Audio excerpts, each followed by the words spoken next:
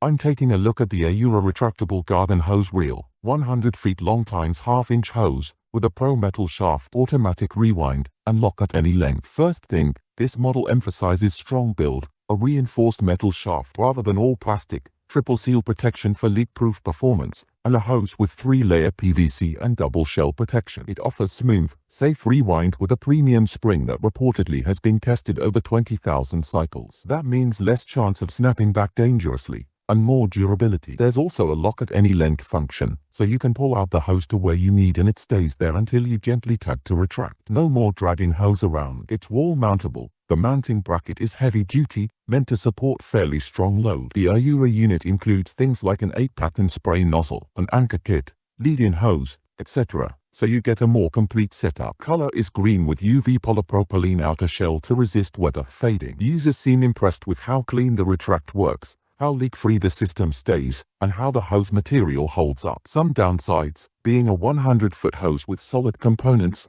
it's not lightweight. Installation needs decent support and sturdy walls. Also, the initial cost is non-trivial. This is a premium hose reel. If you want something reliable and long-lasting and are willing to invest, it's a solid pick. If you like, we share by links in description box. Thanks for tuning in, and happy gardening.